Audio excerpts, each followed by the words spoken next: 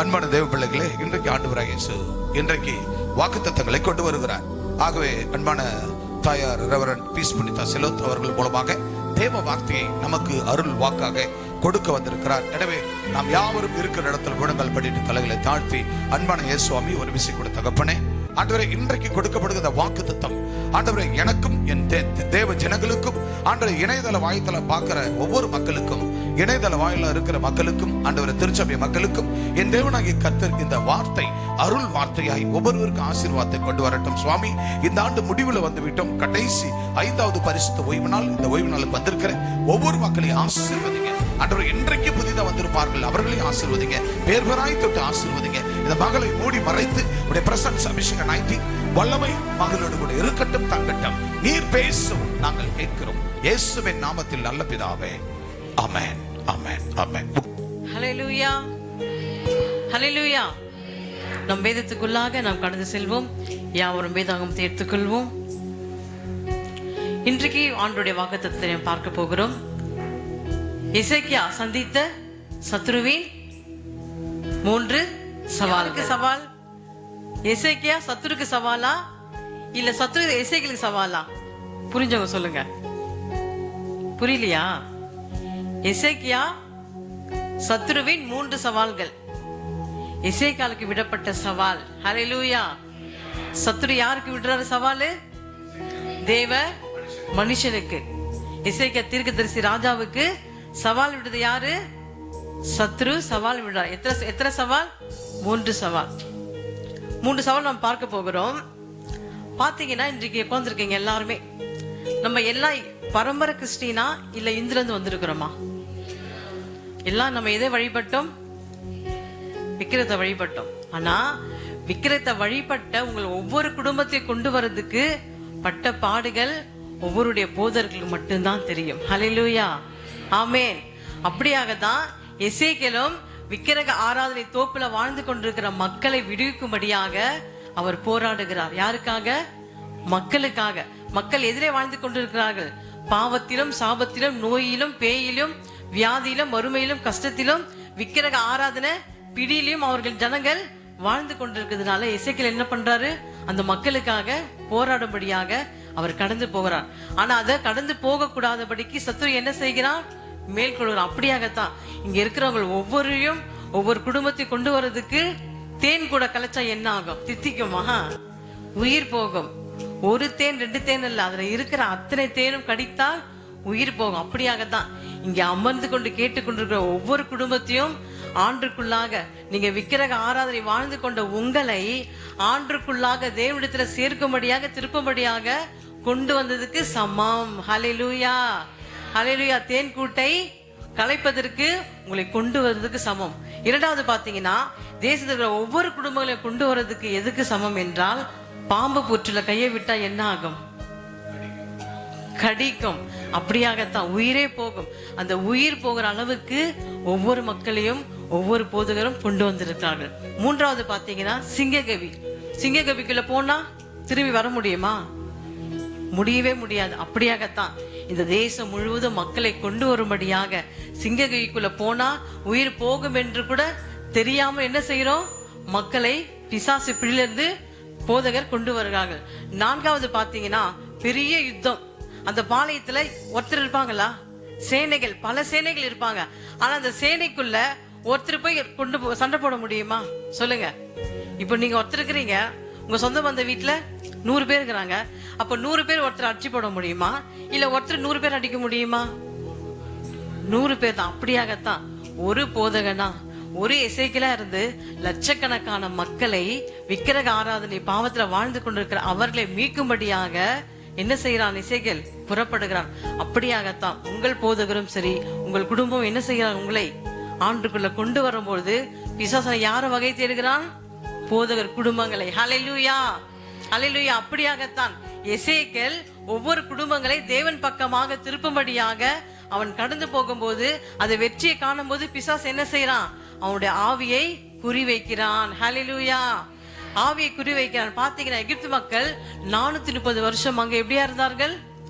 அடிமைத்தனமா இருந்தார்கள். உடனே பார்வை விட்டுட்டானா? மோசே கூப்பிட்ட உடனே சொல்லுங்க, விடல. எத்தனை வியாதிகள், எத்தனை வாதைகள், எத்தனை கட்டைகள் என்று எல்லாம் பிறந்த போது கூட பார்வோன் மக்களை விடவே இல்லை. அப்படியே அவன் என்ன செய்தான்? அடிமைத்தன ஆவியில வைத்திருந்தான். ஆனாலும் கர்த்தர் ஒரு நாள் வந்தது, போங்கன்னு சொல்லிவிட்டாரு. ஆனா மோசே கூட போகும்போது திரும்ப வந்தானா? வந்தான்.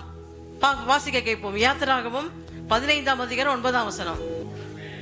தொடருவேன், பிடிப்பேன், கொள்ளையிட்டு பங்கிடுவேன்,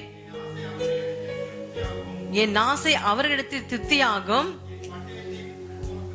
என் பட்டயத்தை உருவாக்குவேன், என் கைகள் அவர்களை சங்கரிக்கும் என்று பகைஞ்சன். யாரு சொன்னது? சாத்தானானவன். நீங்க கர்த்தருக்குள்ள வாழும்படியாக அவர்களை விடாதபடிக்கு, எப்படி அவர்கள் வாழ்ந்த வாழ்க்கையை விட்டு விட்டு தேவனிடத்துல திரும்பும் போது என்ன செய்யறான்? அவன் மீண்டும் திரும்பி உள்ளே நுழைகிறான். எப்படி வருகிறான்? அவன் சேனைகளோடு வருகிறான். ஒன்றல்ல, இரண்டல்ல, பல சேனைகளோடு அவர்களை மிதிக்கும்படியாக, அவர்களை சாகடிக்கும்படியாக, சங்கரிக்கும்படியாக என்ன செய்கிறான்? அவன் கடந்து வருகிறான். ஆனா மோசே கிட்ட ஜெபம், அவனுடைய வல்லமை இருந்தபடியால் வந்தவர்களை என்ன பண்ணியது? ஆளி கவிழ்த்து போட்டது. செங்கடல் இரண்டாக பிளந்தது. அதிலே அவர்கள் போயிட்டார்கள். வந்தவர்கள் என்ன ஆனார்கள்? அதிலே மரித்து போனார்கள். கரங்களை தட்டி ஹல்லேலூயா, ஹல்லேலூயா, ஆமென், ஹல்லேலூயா.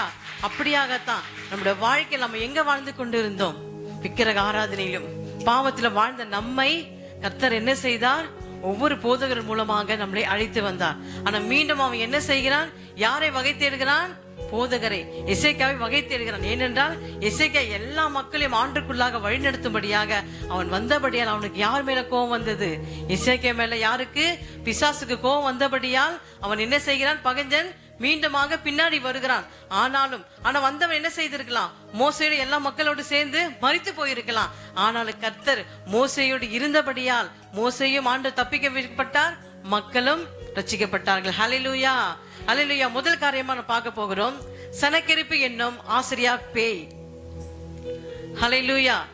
சனக்கெரிப்பு என்னும் ஆசிரியா பேய். ஏசாயா 36ஆம் அதிகாரம் 4, 5, 10, 11, 14 வாசிக்க கேட்போம். ராப்சேக்கே அவர்களை நோக்கி, அசிரியா ராஜாவாகிய மகாராஜாவானவர் உரைக்கிறதும் நீங்கள் எசேக்கியாவுக்கு சொல்ல வேண்டியதும் என்னவென்றால், நீ நம்பியிருக்கிற இந்த நம்பிக்கை என்னத்துக்கு மந்திர ஆலோசனையும் வல்லமையும் உண்டென்று சொல்லுகிறாயே, அது வாய் பேச்சே அன்றி வேற அல்ல. நீ என்னை விரோதிக்கும்படி யார் மேல் நம்பிக்கை வைத்திருக்கிறாய்? அப்படின்னு எடுத்துங்க. ஆண்டவர் மோசே எசேக்கியா மூலமாக மக்களை ரட்சிக்கும்படியாக அந்த விக்கிரக தோப்புல இருந்து அந்த தேசத்துல அவங்களை காப்பாற்றும்படியாக அவர் கடந்து போகிறார். ஆனா சனப்பெர் ராஜா என்ன செய்யறார்? அந்த மக்களை விடாதபடிக்கு, அந்த மக்களை பாவத்திலும் சாபத்திலும் விக்கிரக ஆராதனை விழும்படியாக அவனிடத்துல அனுப்பாதபடிக்கு அவன் என்ன கேட்கிறான்? ராப்சேக் அவர்களை நோக்கி அசிரியா ராஜாவாகிய மகாராஜாவானவர் உரைக்கிறதும் நீங்கள் எசேக்கியாவுக்கு சொல்ல வேண்டியது என்னன்னா, எசேக்கியாவுக்கு போய் நீங்க சொல்லுங்க. எப்படி சொல்லுங்க? சொல்ல வேண்டியது என்னவென்றால், நீ நம்பி இருக்கிற இந்த நம்பிக்கை என்ன? நீ எப்படி? நான் சேனையோடு வருகிறேன். யாரு? அசிரியா ராஜா கிட்ட சேனைகள், படைகளும் அதிகமா இருக்கிறது. ஆனா எசேக்கியா ஒரே ஒரு நபர் தான். ஹல்லேலூயா. ஒரு நபரா இருக்கிற அவன் எப்படி எங்க கூட யுத்தம் பண்ண முடியும்? அவர்கள் எப்படி இந்த இடத்தை அவர்கள் கொள்ளையிட முடியும்? மக்களை எப்படி அவர்கள் காப்பாற்ற முடியும் என்று அவன் கிட்ட சொல்லி அனுப்புறான். என்ன சொல்லி அனுப்புறான்? உரைக்கிறதும் நீங்கள் எசேக்கியாவுக்கு சொல்ல வேண்டியது என்னவென்றால், நீ நம்பி இருக்கிற இந்த நம்பிக்கை என்ன? யுத்தத்துக்கு மந்திர கோலையும் வல்லமை உண்டு என்று நீ சொல்லுகிறாயோ, உன்கிட்ட என்ன வல்லமை இருக்கா? மந்திர கோல இருக்கா? எதுவுமே கிடையாது. நீ ஒரு ஆள் மட்டும் தான். ஆனா என்னிடத்துல லட்சக்கணக்கான படை வீரர்கள் இருக்கிறாங்க. நீ ஒரு ஆள் என்ன செய்ய முடியும் என்று சனப்பெர் ராஜா கேட்கிறான். அதுக்கு அவ உண்டென்று சொல்லுகிறாயோ, அது வாய் பேச்சன்று. எப்படி? நீ சும்மா சொல்லுமே, வாயிலேயே சொல்லிட்டு எல்லாம் பண்ணுவாங்க. வீடு கட்டுறேன், இதை கட்டுறேன், அதை கட்டுறேன் சொல்லுவாங்களே தவிர கட்ட மாட்டேனாங்க. அது போல நீ வாய் பேச்சாக பேசுகிறாயோ, இல்லது நீ என்னை விரோதிக்கும்படி யார் மேல் நம்பிக்கையா இருக்கிறாய்? ஹல்லேலூயா. அப்ப அவன் கேட்கிறான், நீ யாரு மேல் நம்பிக்கையா இருக்கிற எசேக்கியேலே? நீ எதை வச்சு நீ வர என்கிட்ட யுத்தத்துக்கு? நீ ஒரு ஆள், நீ ஒரு தனிநபர் தான். ஆனா என்கிட்ட எல்லா யுத்தங்களும் எல்லா ஆட்களும் இருக்கும்போது உன்னால ஒரு ஆளால என்ன பண்ண முடியும் என்று அவன் கேட்கிறான். 11 வாசிக்க கேட்போம். 11. அப்பொழுது எலியாக்கிமும் செப்னாவும் யோவாகும் ரப்சாக்கை பார்த்து, உம்முடைய அடியாரோட சீரிய பாஷைகளை பேசும், அது எங்களுக்கு தெரியும். அலங்கத்தில் இருக்கிற ஜனத்தின் செவிகள் கேட்க எங்களோட யூத பாஷையிலே பேச வேண்டாம் என்றார்கள். எசேக்கியா உங்களை வஞ்சியாதபடி பாருங்கள், அவன் உங்களை தப்ப வைக்க மாட்டான். கர்த்தர் நம்மை நிச்சயமாய் தப்புவிப்பார். இந்த நகரம் அசீரியா ராஜாவின் கையில் ஒப்பு கொடுக்கப்படுவதில்லை என்று சொல்லி எசேக்கியா உங்களை கர்த்தரை நம்ப பண்ணுவான், அதற்கு இடம் கொடாதிருங்கள் என்று ராஜா சொல்லுகிறார். ஹல்லேலூயா. பாத்தீங்களா எவ்வளவு ஆசையா வருகிறான் அசீரியா ராஜா. என்ன சொல்லுகிறான்? நீங்க எசேக்கியா சொல்றத நம்பாதீங்க, அவன் சொல்லுகிற வார்த்தை எல்லாம் பொய் என்று ஆசையாக கூறி அவங்க விக்கிரக ஆராதனை இருந்து வெளியே வராதபடிக்கு அவன் ஆசை வார்த்தைகளை கூறுகிறான். அப்படியாகத்தான் நம்முடைய வாழ்க்கையில நம்ம எதை விட்டு வந்தோம்? சாபத்தியம், பாவத்தையும், விக்கிரக ஆராதனை விட்டு வந்த நம்மை பிசாசு என்ன செய்வான்? கொஞ்சம் கொஞ்சமாக சிந்தை மூலமாக வருவான், இதயத்தின் மூலமாக வருவான், நம்முடைய ஆத்துமாக்கள் வருவான், நம்முடைய ஆவியில வருவான், நம்முடைய சரீரத்துல வந்து அவன் அழகா இசையா இருப்பான். கொஞ்சம் கொஞ்சமா மோடி ஆட்சி வந்தது என்று சொன்னால், நீங்க இந்துவை வணங்க வேண்டும், இந்து கடவுளை வணங்க வேண்டும், உனக்கு இத்தனை கோடி தருகிறேன், உனக்கு பேங்க் பேலன்ஸ் தருகிறேன், உனக்கு வில்லாஸ் வீடு கட்டித்தரேன்னு சொல்லி அநேக வார்த்தையால ஆசையாக அவன் கூறுவான். அந்த வார்த்தைக்கு நம்ம ஒரு காலம் என்ன செய்யக்கூடாது? மோசம் போகவே கூடாது. நம்ம வழி தப்பி கூட பிசங்கி விடக்கூடாது. பணம் பொருள் இன்னைக்கு இருக்கும், அது நாளைக்கு போய்விடும். நம்ம கிட்ட மாறாதவர். ஹல்லேலூயா. தூங்க வேண்டாம். இயேசு ஒருவரே. எசேக்கியா ஒருவரா இருந்து என்ன செய்தார்? ஒன்றுக்கும் பயப்படாமல் அவன் சொல்லுகிற ஒவ்வொரு வார்த்தை பயமுறுத்துவான வார்த்தை. உன்னால என்ன செய்ய முடியும்? என்கிட்ட இத்தனை படை இருக்குது, என்னால எல்லாம் செய்ய முடியுது, ஜனங்களை நான் உனக்கு தர மாட்டேன் என்று சொல்லி அவன் சொல்ல பொழுது 18 வாசிக்க கேட்போம். கர்த்தர் நம்மை தப்புவிப்பார் என்று உங்களை போதனை செய்ய எசேக்கியாவுக்கு செவி கொடாது இருங்கள். ஜாதிகளுடைய தேவர்கள் யாராவது தங்கள் தேசத்தை அசீரியா ராஜாவின் கைக்கு தப்புவிப்பது உண்டா? அப்ப ஆசீர்வாதத்தை சொல்லுங்க. நீங்க எசேக்கியா சொல்றத கேட்கவே கேட்காதீங்க. நீங்க நான் சொல்றத கேளுங்க. நான் உங்களுக்கு திராட்சை தோட்டம் தருகிறேன், கிணறு தருகிறேன், இதை தருக அதை தருக என்று சொல்லி அவன் ஆசை வார்த்தைகள் அநேக கூறினாலும் அது நம்ம என்ன செய்யக்கூடாது? ஒரு நாளும் இச்சைக்கு போகவே கூடாது. பிறர் பொருளை இச்சையாதிருப்பாயாக. அப்படியாக நமக்கு அநேக சோதனைகள் வரும். விக்கிரக ஆராதனை இருந்து உங்களை காப்பாற்றி கொண்டு வந்த எங்களுக்கு பிசாசன் என்ன செய்கிறான்? அநேக தடைகளை கொடுத்தாலும் அந்த தடைகளை ஜெபத்தின் மூலமாக, நமக்குள்ள என்ன இருக்கிறது? அவனுடைய ஆயுதம் பயமுறுத்துகிற ஆயுதம், நம்ம கிட்ட இருக்கிற ஆயுதம் ஜெபம் என்ற வசனம். ஹல்லேலூயா, ஹல்லேலூயா. கரங்களை தட்டி 20 வாசிக்க கேட்போம். 20 வாசிக்க கேட்போம். கர்த்தர் எருசலேமை என் கைக்கு தப்புவிப்பார் என்பதற்கு அந்த தேசத்தினுடைய எல்லா தேவர்களுக்குள்ளும் தங்கள் தேசத்தை என் கைக்கு தப்புவிப்பார் யார் என்று ராஜா சொல்லுகிறார் என்றார். ஹல்லேலூயா.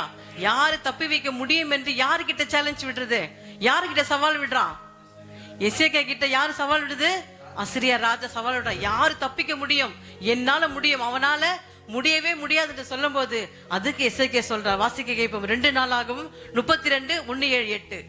இக்காரியங்கள் நடந்தேறி வருகையில் அசீரியா ராஜாவாகிய சனகரிப்பு வந்து யூதருக்குள் பிரவேசித்து அரணான பட்டணங்களுக்கு எதிராக பாளையம் இறங்கி அவர்களை தன் வசமாக்கி கொள்ள நினைத்தான். நீங்கள் திடன் கொண்டு தைரியமாய் இருங்கள். அசீரியா ராஜாவுக்கும் அவனோடு இருக்கிற ஏராளமான கூட்டத்திற்கும் பயப்படாமலும் கலங்காமலும் இருங்கள். அவனோடு இருக்கிறவர்களை பார்க்கிலும் நம்மோடு இருக்கிறவர்கள் அதிகம். ஹல்லேலூயா. கரங்களை தட்டி ஹல்லேலூயா, ஹல்லேலூயா. அவன் சொல்லுகிறான் 20 என்ன சொல்லுகிறான்? கர்த்தர் எருசலேமை என் கைக்கு தப்புவிப்பார் என்பதுக்கு அந்த தேசங்களுடைய எல்லா தேவர்களுக்குள்ளும் தங்கள் தேசத்தை என் கைக்கு தப்புவித்தார் யார் என்று ராஜா சொல்லுகிறார் என்றான். யாரு தப்புவிக்க முடியும் என்று யாரு சவால் விடுவது? எசேக்கியா கிட்ட அசீரியா ராஜா சவால் விடுகிறான். எப்படி தேசத்தை உன்னால கைக்கு ஒப்புவிக்க முடியும்? ஆனா கர்த்தர் இங்கே சொல்லுகிறார் 2 நாளாக 32 1 7 நீங்கள் திடன் கொண்டு தைரியமா இருங்கள். அசீரியா ராஜாவுக்கு அவனோடு இருக்கிற ஏராளமான கூட்டத்துக்கு கரங்களை தட்டி ஹல்லேலூயா, ஹல்லேலூயா. அவனோடு இருக்கிற லட்சக்கணக்கான கூட்டங்களுக்கும் பயப்படாமலும் கலங்காமலும் இருங்கள். அவனோடு இருக்கிறவனை பார்க்கிலும் நம்மோடு இருக்கிறவர் அதிகம் அதிகம் அதிகம். ஹல்லேலூயா, ஹல்லேலூயா. எசேக்கியா ஒருவர் தான், அவர் தேவ மனிதர். அவரோடு கர்த்தர் இருந்தார். எல்லாவித விக்கிர தோப்புகளையும் மோசே மூலமா வழங்கி வந்த எல்லா வெண்கல சர்ப்பங்களை எல்லாவற்றையும் உடைத்து சாம்பலாக்கி அந்த மக்களை தேசத்தை ஆண்டவர் பக்கமாக திருப்பும்படியாக அவர் இறங்கினபடியால் அவன் மீது பொறாமை கொண்டு அவன் மீது சவால் விட்ட அந்த என்ன, நீங்கள் திடன் கொண்டு தைரியமா இருங்கள், அசிரியா ராஜாவுக்கு அவனோடு இருக்கிற ஏராளம் என்றால் சொல்ல முடியாத அளவுக்கு படை வீரர்களும் படைகளும் இருந்தாலும் கூட்டத்துக்கு நீங்க பயப்பட வேண்டாம். ஹல்லேலூயா. பயப்படாமல் கலங்காமல் இருங்கள். அவனோடு இருக்கிறவனை பார்க்கிலும் நமக்குள் இருக்கிறவர் பெரியவர், அதிகமானவர், அதிகமாக செய்கிற கர்த்தர். ஹல்லேலூயா, ஹல்லேலூயா. நீங்கள் பயப்பட வேண்டாம். நம்ம எந்த வழிக்கு வந்தோமோ மீண்டும் அதே வழியே திரும்பி பார்க்க வேண்டாம். லோத்து மனைவி என்ன செய்தாங்க? தேவனால் அந்த கிராமம் அழிக்கப்பட்டது. அது எதனால் அழிக்கப்பட்டு சொல்ல முடியுமா தெரிந்தவர்கள்? அங்கே விக்கிரக ஆராதனை அதிகமானதால், இரண்டாவது விபச்சாரம். இது ரெண்டும் ஆண்டவருக்கு அருவருப்பான காரியங்கள். இது ரெண்டும் அங்க நேர்ந்தபடியால் அந்த தேசத்தை ஆண்டு அழிக்கும்படியாக லோத்து குடும்பம் மற்றும் காப்பாற்றப்பட்டது. ஆனா அவங்களோட மனைவி என்ன செய்தாங்க? லோத்து மனைவி திரும்பி பார்த்து விட்டார்கள். ஆமீன், ஹல்லேலூயா. காடானாலும் மேடானாலும் கர்த்தருக்கு பின் நடப்போம். காடானாலும் மேடானாலும் சொல்லுங்க, கர்த்தருக்கு பின் நடப்போம். கலப்பையில் கை வைத்திட்டோம். நம்ம திரும்பி அந்த பாவத்தை பார்க்க வேண்டாம். கை வைத்திட்டோம், நாம் திரும்பி பார்க்க மாட்டோம். சொல்லுங்க, நாம் கலப்பையில் கை வைத்திட்டோம், நாம் திரும்பி பார்க்க மாட்டோம். கரங்களை தட்டி உற்சாகமாய் காடானாலும் மேடானாலும் கர்த்தருக்கு பின் நடப்போம். காடானாலும் மேடானாலும் கர்த்தருக்கு பின் நடப்போம். கலப்பையில் கை வைத்திட்டோம், நாம் திரும்பி பார்க்க மாட்டோம். ஹல்லேலூயா, ஹல்லேலூயா. கலப்பையில் கை வைத்திட்டோம், நாம் திரும்பி பார்க்க மாட்டோம். சத்தமாக வெற்றி கொடி பிடித்திடுவோம், வெற்றி கொடி பிடித்திடுவோம், வீரநடை நடத்திடுவோம், வீர நடை நடப்போம். வெற்றி கொடி பிடித்திடுவோம், நாம் வீரநடை நடத்திடுவோம். கரங்களை தட்டி ஹல்லேலூயா. நாம் வாழ்ந்த எந்தவித பாவங்கள் சாபங்கள் எதுவாக இருந்தாலும், விக்கிர ஆராதனை விக்கிர வழிபாடுகள் எல்லாவற்றையும் இனி ஒரு காலம் கூட அதை நாம் மறித்தாலும் கூட அதை திரும்பி பார்க்க கூடாது. ஹல்லேலூயா, ஹல்லேலூயா. அப்படியாக தான் எசேக்கியா வாழ்ந்த ஒவ்வொரு மக்களையும் ஆண்டவர் பக்கம் திருப்பும்படியாக வந்தான். ஆனா பிசாசோ எசேக்கியா மீது அவன் நாவை மீது குறி வைத்தான், முதல் அட்டாக்கு. ஏன்னா இந்த ஜனங்களை எல்லாவற்றையும் ஆண்டவருக்குள்ளாக நடத்தி கொள்கிறான் என்று. அப்படியாகத்தான் நாங்களும் உங்களுக்காக, இங்க இருக்கிற ஒவ்வொரு குடும்பங்களுக்காக நாங்கள் எல்லா வழிகளையும் எல்லா வேதனையும் எல்லா வழிகளையும் நாங்கள் ஏற்றுக்கொண்ட அவருக்காக நாங்கள் ஊழியம் செய்கிறோம். அது நீங்கள் ஒரு நாளும் அற்பமா எண்ணாதபடிக்கு ஆண்டருக்கும் போதருக்கும் எப்போது கீழ்ப்படிதல் நடக்கும்போது கர்த்தர் நிச்சயமாகவே அவனோடு அதிக கூட்டங்கள் இருக்கலாம், அவனோடு அதிக ஆர்மி இருக்கலாம், ஏராளமான ஆட்கள் இருந்தாலும் நம்மோடு இருக்கிறவர் பெரியவர், அவர் அதிகமானவர். ஏனென்றால் இந்த உலகத்தையும் உங்களையும் எண்ணி உண்டாக்கின தேவன் ஒருவரே. ஹல்லேலூயா, ஹல்லேலூயா. 8ஆம் வசனத்தை வாசிக்க கேட்போம். அதிலேயே 2 நாளாகவும் அவனோடு இருக்கிறது, நல்ல கவனிங்க, அங்க வசனம் என்ன சொல்லுது? அவனோடு இருக்கிறது மாம்ச புயம். அவன் மாம்சத்திலே வரான், அவன் கொக்கரித்து கொண்டு வரான். அவன் என்ன சொல்றான்? மலத்தை தின்னுவியார்கள், அந்த குடிநீரை குடிப்பீர் என்று அவன் கேவலமாக அவமானமாக பேசுறான். ஆனா எசேக்கியா அதை குறித்து கவலைப்படவில்லை. நீ பேசு, ஆணவமா நீ என்ன வேணாலும் பேசு, அதை பத்தி எனக்கு கவலை இல்லை. என்னோடு இருக்கிறவர் அதிகமானவர், அவனோடு இருக்கிறது மாம்ச புயம். நமக்கு துணை நின்று நம்முடைய யுத்தங்களை நடத்த நம்மோடு இருக்கிறவர் நம்முடைய தேவனாகிய கர்த்தர் தானே என்று சொல்லி அவர்களை தேற்றினான். யூதாவின் ராஜாவாகிய எசேக்கியா சொன்ன இந்த வார்த்தைகள் மேல் ஜனங்கள் நம்பிக்கை வைத்தார்கள். ஹல்லேலூயா. கரங்களை தட்டி நம்ம யார் மேல நம்பிக்கை வைத்திருக்கிறோம்? ஆமென்.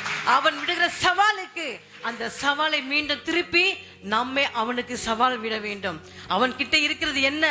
மாம்ச புயம். ஆனா நம்முடைய யுத்தத்துல இருக்கிறவரோ கர்த்தர் உங்களுக்கு நேராக வருகிற எந்த யுத்தமாக இருந்தாலும், அது கடன் யுத்தமா, அது பிரச்சனை யுத்தமா, அது என்னவாக இருந்தாலும் சரி, அது படிப்பு காரியமா அல்லது காலேஜா வேலையா எதுவாக இருந்தாலும், நம்மோடு கூட இருக்கிறவர்.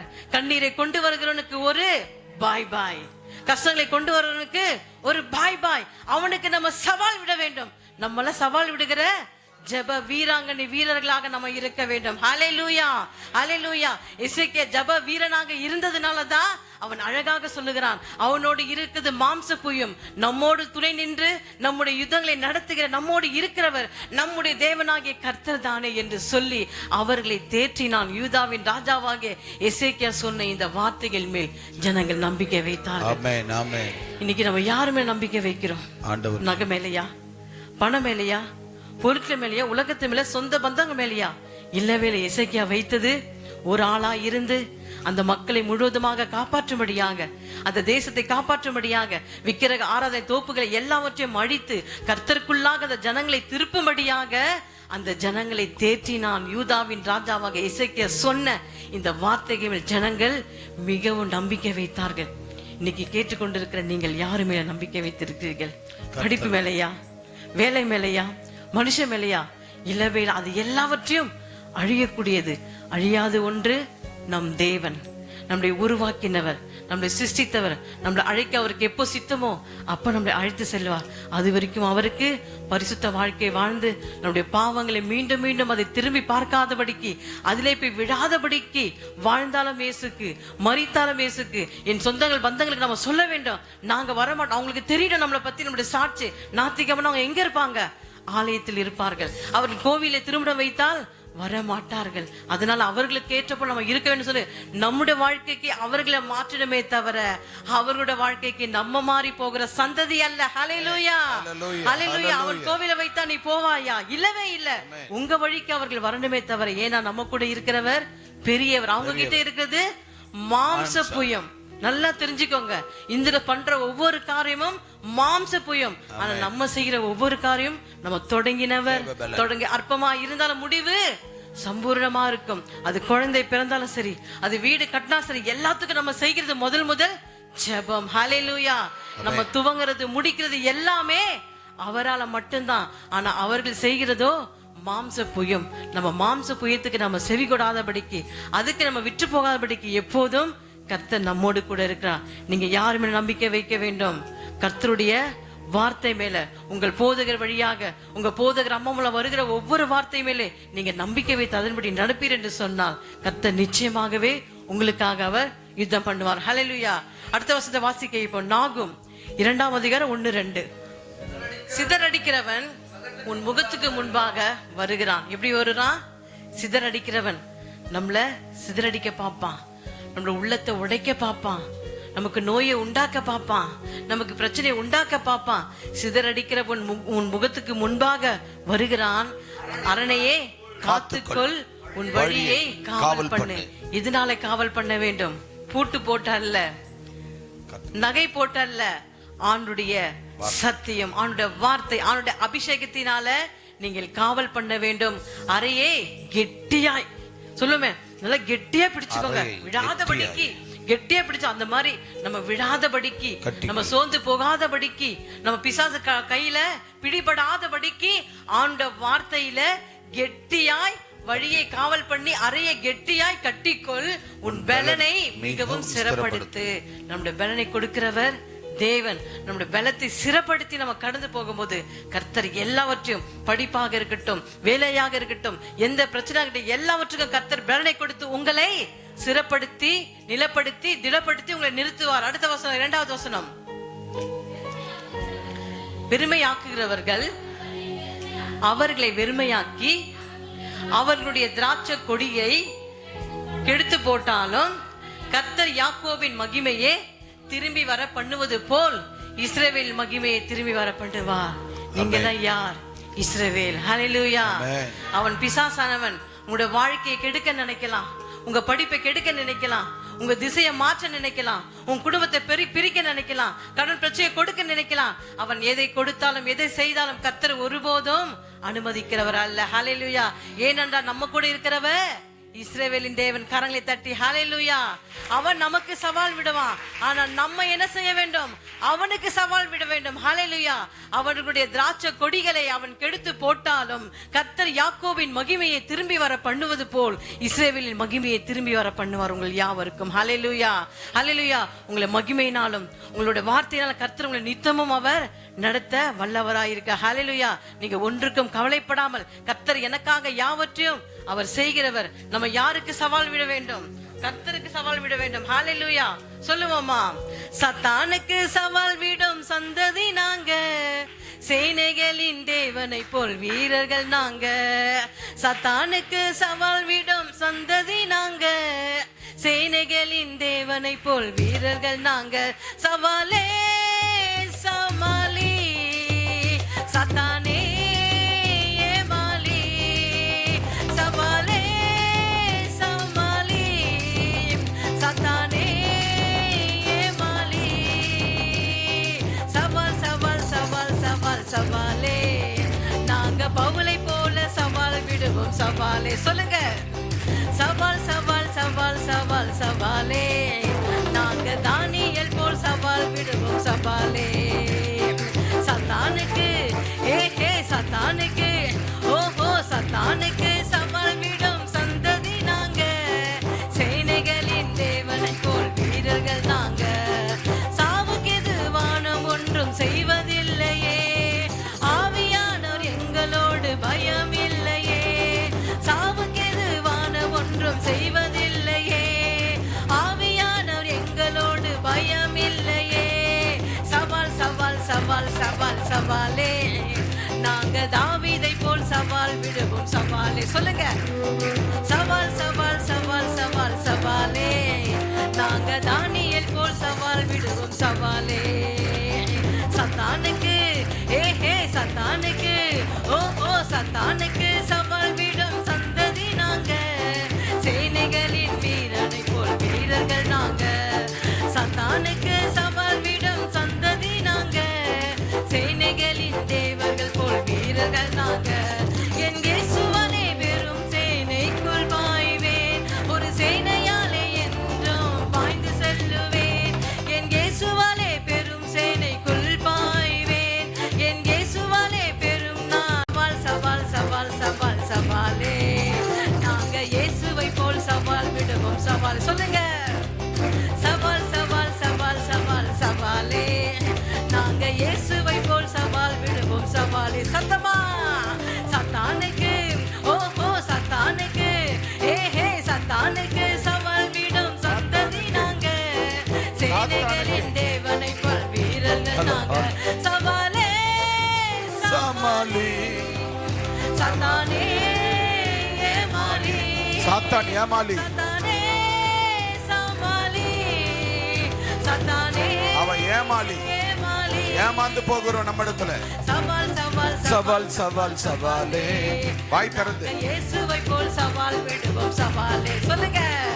சவால் சவால் சவால் சவால் சவாலே, நாங்க தானியேல் போல் சவால் விடுவோம். சவாலே கரங்களை தட்டி ஹalleluya. கரங்களை தட்டி. நம்மள யாரு? யோசேப்பை போல சவால் விடும் சந்ததி, தானியேலை போல சவால் விடும் சந்ததி, இயேசுவை போல சவால் விடும் சந்ததி. நீங்கெல்லாம் யாரு? ஜெப வீரர்களா இருக்கிற நம்ம யாருக்கு சவால் விட வேண்டும்? அவன் சொல்லுகிற ஒவ்வொரு வார்த்தை, அந்த பயமான வார்த்தைக்கு எசேக்கியேல் பயப்படவில்லை. அவன் எப்படியோ பயமுறுத்துகிறான், எதோ சொல்லி பயமுறுத்துகிறான். ஆனா எதற்கும் எசேக்கியேல் பயப்படாதபடிக்கு ஜனங்களை ஆற்றி தேற்றி, அவனுடைய புயம் மாம்ச புயம், ஆனா நமக்குள்ள இருக்கிற புயமோ தேவனுடைய பலன். ஹalleluya. திராட்சை கொடிகள் எதை வேணா அவன் கெடுக்க வரலாம், உன் குடும்பத்தை வெட்டி போட கூட வரலாம், ஆனா கர்த்தர் உனக்காக யாவையும் மகிமையினால செய்து முடிப்பார். ஹalleluya. வாசிக்க கேட்போம். யோவேல் 2 அதிகாரம் 15-17. சியோனிலே எக்காலம் ஊதுங்கள் அப்படின்னு நிறுத்துங்க. சியோனிலே, நம்முடைய சபையிலே எக்காலம் ஊதுங்கள். வாசிங்க. பரிசுத்த உபவாச ஓய்வினாலை நேமிங்கள். இங்க இருக்கிற எல்லாரும் பரிசுத்த உபவாசங்களை நேமிக்கிறோமா? சொல்லுங்க. பிரச்சனை வந்தா, பாடுகள் வந்தா எங்க வரணும்? உபவாச நாளை நம்ம நியமிக்க வேண்டும். இந்த நடக்கிற 40 நாள் உபவாசத்துக்கு யாரெல்லாம் வருகிறோம் சொல்லுங்க, கொஞ்சம் யோசிச்சு பாருங்க. இந்த 40 நாள் உபவாச ஜெபம் யாருக்காக போடப்பட்டது? எங்களுக்காகவா? இன்னைக்கு எல்லாம் வந்துச்சுன்னு நினைக்கிறீங்களா?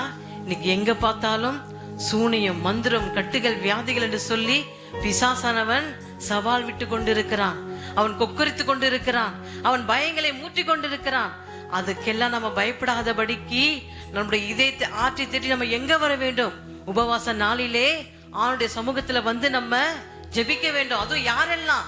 சிறியோர்கள், பால் உண்ணுகிற பிறந்த குழந்தைகள், பிரெக்னண்டா இருக்கிறவர்கள் யாவரும் எங்கே வர வேண்டும்? தேவனுடைய ஆலயத்துக்கு வர வேண்டும். வாசிங்க, ஜனத்தை கூட்டுங்கள், சபையை பரிசுத்தப்படுத்துங்கள். ஜனங்கள் எல்லாம் கூட்டி வருகிறோமா? ஒரு நாளைக்கு வந்தா போதும், அதுவே பெரிய விஷயம். அது போலனா பாஸ்டர் வைவாரு. நாங்க எதுக்காக வைகிறோம்? நீங்க வந்தா உங்களை பிசாசானவன் உங்களை வகை தேடாதபடிக்கு, மீண்டும் பாவமாக இந்த எகிப்தில் நீங்க தள்ளப்படாதபடிக்கு நீங்க தினந்தோறும் எங்கே வந்து தேவனை கூட வேண்டும். தேவனுடைய சமூகத்தில் நடக்கிற 40 நாள் ஜெபத்துல வருகிறவர்களா சொல்லுங்க. வராதவங்க எல்லாம் ஞானிகள், வந்தவர்களா முட்டாளா? இது யாருக்காக நியமிக்கப்பட்டது? நமக்கு உபத்திரங்கள், பிரச்சனைகள் பிசாசனை கொண்டு வருவான். எங்கே விழலாம் என்று அவன் பார்த்து கொண்டிருக்கிறான். அவனுடைய கண்கள் சுற்றி திரிகிறது, எங்கே விழுந்து போவோமா என்று. அதுக்கு நம் இடம் கொடுக்காதபடிக்கு வாசிங்க, முதியோரை சேருங்கள், பிள்ளைகளையும் பால் உண்ணுகிற சிறிய குழந்தைகளையும் கூட்டுங்க. கூட்டது புரியல? கூட்டுங்கள். மணவாளன் தன் அறையும் மணவாட்டி தன் மறைவையும் விட்டு புறப்படுவார்களாக. பாத்தீங்களா? ஜனத்தை கூட்டுங்கள், சபையை பரிசுத்தப்படுத்துங்கள், முதியோரை சேருங்கள், பிள்ளைகளையும் பால் உண்ணுகிற குழந்தைகளையும் கூட்டுங்கள், மணவாளன் தன் அறையையும் மணவாட்டி தன் மறைவையும் விட்டு புறப்படுவார்களாக. அப்ப நம்ம எங்க வர வேண்டும்? தேவனுடைய ஆலயத்துக்கு வர வேண்டும். பிரச்சனை என்று சொல்லி வீட்டிலே துக்கித்து கொண்டு வீட்டிலே அழுவது கிடையாது. எசேக்கியா என்ன சொல்றான்? அவன் நம்மளை பயமுறுத்துகிறான். நம்மள என்ன செய்ய முடியும் என்று, உங்க மலட்டை நீங்க சாப்பிடு என்று அவன் அவமானமாக பேசுகிறான். அந்த வார்த்தையை கேட்டு நம்ம எப்படி சும்மா இருக்க முடியும்? அப்ப நம்ம எங்கே செல்ல வேண்டும்?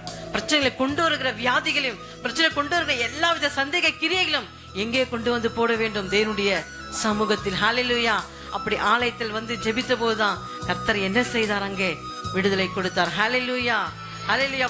கர்த்தரின் பணிவிடக்காரராகிய ஆசாரியர்கள் மண்டபத்துக்கும் பலிபீடத்துக்கும் நடுவே அழுது, கர்த்தாவே, நீர் உமது ஜனத்தை தப்பிவிட்டு புற ஜாதிகள் அவர்களை பழிக்கும் நிந்தைக்கும் உமது சுதந்திரத்தை ஒப்புக்கொடாதிரும்.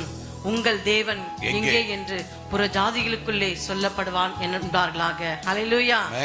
அவர்கள் உங்கள் தேவன் யார் என்று சொல்லப்படாதபடிக்கு எங்கள் தேவனாகிய கர்த்தர் எங்களுக்கு விடுதலை கொடுப்பார் என்று சொல்லி நம்ம என்ன செய்ய வேண்டும்? கர்த்தரின் பணிவிடக்காரராகிய ஆசாரியர்கள் மண்டபத்துக்கு பலிபீடத்துக்கு நடுவே அழுது கர்த்தருக்கு நம்ம என்ன செய்ய வேண்டும்? விண்ணப்பம் பண்ண வேண்டும். ஹல்லேலூயா. ஆனா நம்ம எங்க அழுகிறோம்? நம்ம என்ன செஞ்சு கொண்டிருக்கிறோம்? இன்னைக்கு ஒருவரும் அழாதபடிக்கு கர்த்தர் அவருடைய சிலுவையில் நம்முடைய கண்ணீரை சுமந்து கொண்டாரே. ஹல்லேலூயா. நம் சுகமா இருக்கும்படியாக, நம் சந்தோஷமா வாழும்படியாக. ஆனாலும் நம்ம என்ன செய்கிறோம்? நமக்கு எல்லாம் வந்து விட்டால் ஆண்டவரை மறந்து விடுகிறோம், சபையை மறந்து விடுகிறோம், உபவாச நாளை மறந்து விடுகிறோம், வாக்குத்தத்தத்தை மறந்து விடுகிறோம், 40 நாள் ஜெபத்தை எல்லாவற்றையும் மறந்து போய்விடுகிறோம். அப்படி இல்லாதபடிக்கு நம்ம என்ன செய்ய வேண்டும்? பலிபீடத்துக்கு நடுவே, கர்த்தாவே, நீர் உமது ஜனத்தை தப்புவிட்டு புறஜாதிகள் அவர்களை பழிக்கு நிந்தைக்கு உமது சுதந்திரத்தை ஒப்புக்கொடாதீரும். ஹல்லேலூயா. எங்களை அவனுடைய கைக்கு, அவனுடைய தேசத்துக்கு எங்களை ஒப்புக்கொடாதபடிக்கு எங்களை விடுதலையாக்கும். ஹல்லேலூயா. விடுதலையாக்கினாரா? பார்ப்போம். ஹல்லேலூயா. 2 ராஜாக்கள் 19:35 வாசிக்க கேட்போம். 2 ராஜாக்கள் 19:35. அன்று ராத்திரி கர்த்தருடைய தூதன் புறப்பட்டு, அப்படியே இருங்க. அன்று ராத்திரியில் சமீபித்தது என்னவென்றால், கர்த்தருடைய தூதன் புறப்பட்டு அசிரியாவின் பாளையத்தில் 1,09,000 பேரை சங்கரித்தான். கரங்களை தட்டி ஹல்லேலூயா.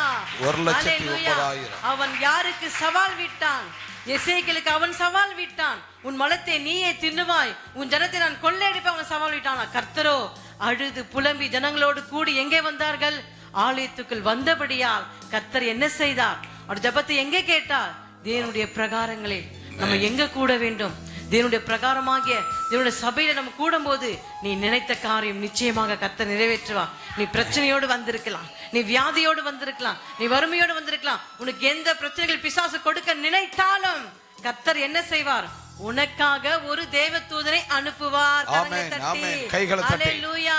உன் சத்ருவு யாராக இருந்தாலும், உன்னை கொள்ளையடிக்க யாராக நினைத்தாலும், உன் இருதயத்தை உடைக்க யாரு நினைத்தாலும், குடும்பத்தை யாரு பிரிக்க நினைத்தாலும் அவர்களுக்கு முன்பதாக கர்த்தர் உங்களை உயர்த்துவார். ஹல்லேலூயா. அன்று ராத்திரியில் சம்பவித்தது என்னவென்றால், கர்த்தருடைய தூதன் புறப்பட்டு அஸ்ரியாவின் பாளையத்தில் 109,000 பேரை சங்கரித்தான். அதிகாலமே எழுந்திருக்கும் பொழுது இதோ அவர்கள் எல்லாம் செத்து பிரதங்களாய் கிடந்தார்கள். ஹல்லேலூயா, ஹல்லேலூயா. கர்த்தர் செய்தாரா? எத்தனை தூதன்? ஒரே ஒரு தேவ தூதனை கொண்டு 109,000 பேரை மடங்கடித்தான். யாரு அவமானமாக தேவையில்லாத நிந்தையான வார்த்தை எசேக்கியா பார்த்து அவன் சவால் விட்டு சொன்னானோ, கர்த்தர் அவன் சவாலை மடங்கடித்து நம்மெல்லாம் யாரு? அந்த சவாலுக்கே சவால் விடுகிற ஜெப வீரர்கள். ஹல்லேலூயா. நீங்க எல்லாம் யாரு? ஜெப வீரர்கள். நீங்க ஜெபிக்கும் போதே கர்த்தர் என்ன செய்வார்? உங்களுக்காக தேவ தூதனை அனுப்பி எல்லாவற்றையும் ஆண்டவர் மடங்கடித்து நம்முடைய கர்த்தர் உயர்த்துவார். எப்படி தேவ தூதனை அனுப்புவார்? சும்மா இருக்கிறவர்களுக்கு ஆண்டவர் தேவ தூதனை அனுப்ப மாட்டார். ஜெபிக்கிறவர்களுக்கு மட்டும்தான். ஹல்லேலூயா. வேதத்தை வாசிக்கிறவர்களுக்கு, அவருக்கு உண்மையா பரிசுத்தமா வாழ்கிறவர்களுக்கு. எசேக்கியா பரிசுத்தமா இருந்தார். எல்லாவித விக்கிரக ஆராதனை எல்லாவற்றையும் மடங்கடித்து தேவனுக்கு செம்மையானது, அவருடைய பார்வைக்கு எசேக்கியேல் செம்மையானது செய்தபடியால் தேவன் அவர் ஜெபித்த ஜெபத்துக்கு பதில் கொடுத்தாரா இல்லையா? ஆமென். கரங்களை தட்டி அவன் ஜெபத்தை பரிசுத்தமா வாழ்ந்த வாழ்க்கையில கர்த்தர் என்ன செய்தார்? ஒரு தேவ தூதனை அனுப்பி எல்லாவற்றையும் மடங்கடிக்க செய்தார். ஹல்லேலூயா. கடைசியாக நாம் வாசித்து முடிப்போம். மீகா 7:8.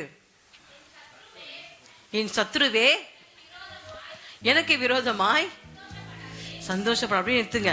நம்ம யாரை பார்த்து சொல்லணும்?